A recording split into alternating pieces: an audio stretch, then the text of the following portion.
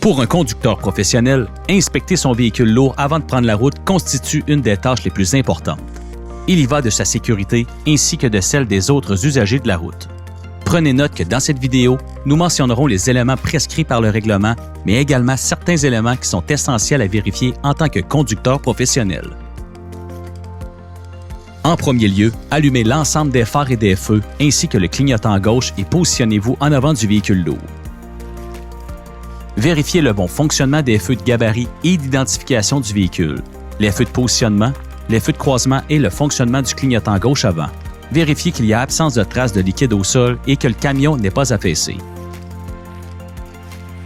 Assurez-vous que l'ensemble des roues avant et arrière sont parallèles et que les pièces de la carrosserie sont bien présentes. Afin d'ouvrir le capot, dirigez-vous sur le côté du véhicule pour y vérifier la solidité de l'ensemble des rétroviseurs. Effectuez la même vérification pour les rétroviseurs de l'autre côté du véhicule.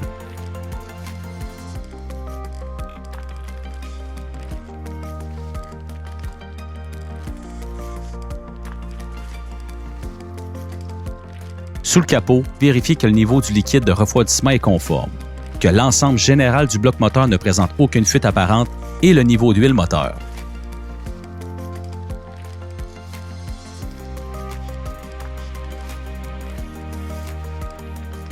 Poursuivez en vérifiant le niveau d'huile de la servodirection, le longeron avant et la suspension avant en vous assurant de bien vérifier les lames de suspension, les ancrages et les brides de fixation.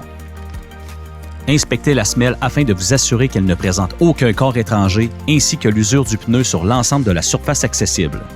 Vérifiez l'état du flanc, l'état de la roue, tous les boulons de fixation ainsi que la valve. Assurez-vous que le niveau d'huile dans le moyeu de roue est conforme et qu'il y a absence de fuite d'huile. Pour l'ensemble des pneus du véhicule, assurez-vous qu'il n'y a aucune fuite audible, de crevaison et qu'aucune pièce fixe vient en contact avec une pièce mobile. Observez le bon fonctionnement de la portière du conducteur et celle des autres portières du véhicule. À ce niveau, tout dépendamment le type de véhicule que vous avez, vérifiez la présence du matériel d'urgence.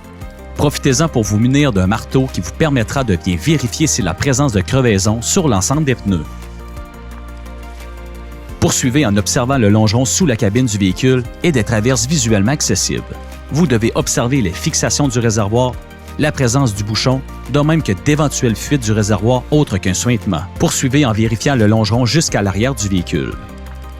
Pour l'ensemble des roues arrière, vérifiez le bon état des lames de suspension, des ancrages de lames et des brides de fixation ainsi que le ballon de suspension. Vérifiez ensuite l'état des roues arrière. Inspectez les semelles, vérifiez l'état des flancs, l'état de la roue, tous les boulons de fixation ainsi que des valves. Assurez-vous que les moyeux de roue ne présentent aucune fuite. Pour chacun des pneus, assurez-vous qu'ils ne présentent aucune fuite audible, de crevaison et qu'aucune pièce fixe vient en contact avec une pièce mobile.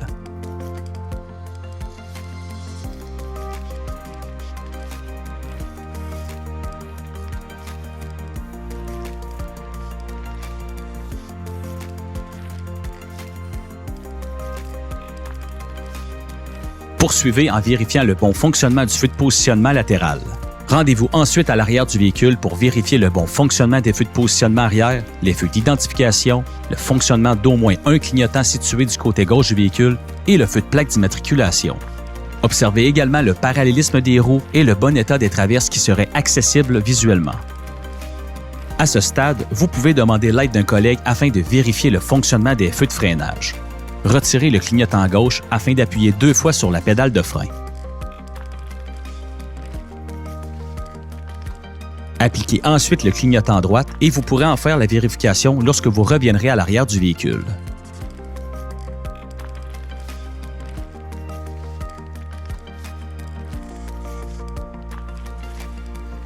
Poursuivez en vérifiant le bon fonctionnement du feu de positionnement latéral. Pour le côté droit du véhicule, veuillez faire les mêmes vérifications que vous avez effectuées pour le côté gauche.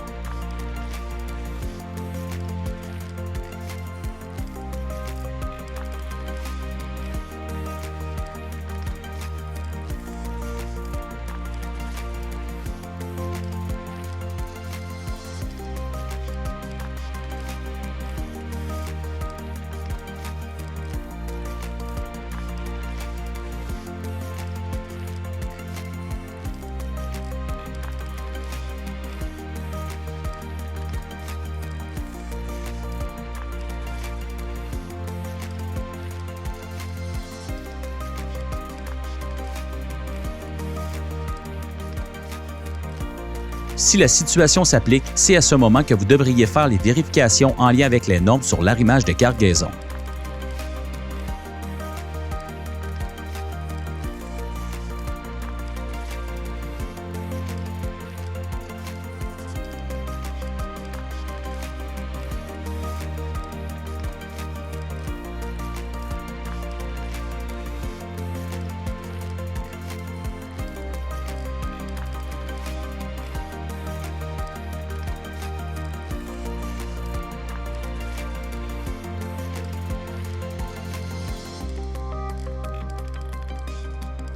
N'oubliez surtout pas de vérifier qu'au moins un des clignotants avant à droite est fonctionnel.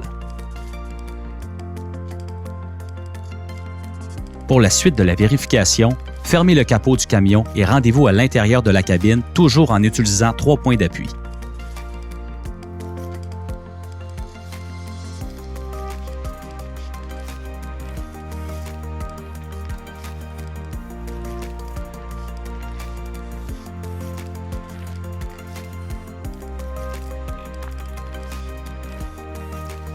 À l'intérieur du véhicule, démarrez le moteur et desserrez le frein de stationnement afin de faire les vérifications du système de freinage pneumatique.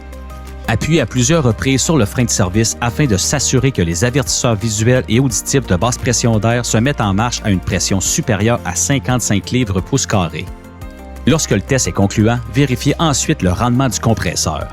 Pendant que le moteur tourne au ralenti, maintenez une pression sur la pédale de frein de service et assurez-vous que le compresseur permet d'atteindre et de maintenir une pression d'air d'au moins 90 livres pouces carrés.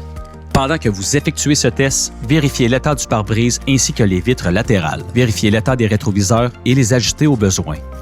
S'assurer que les essuie-glaces sont efficaces et que le système de lave-glace est fonctionnel. Actionnez la soufflerie et vérifiez que l'air est projeté sur le pare-brise.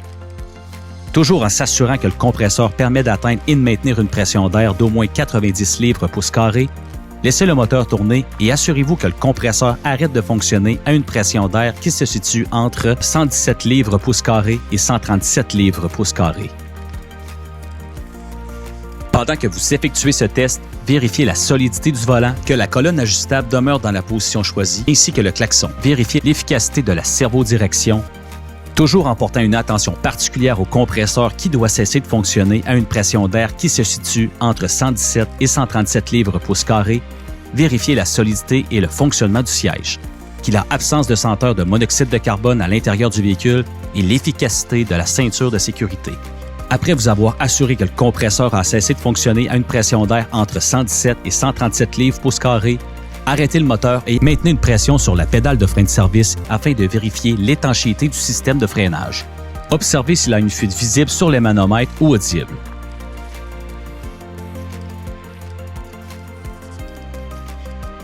Redémarrez le moteur et vérifiez le régulateur de pression au démarrage du compresseur. En surveillant le manomètre, abaissez lentement la pression d'air jusqu'à ce que le compresseur se mette en marche à une pression supérieure à 80 livres pouces carrés.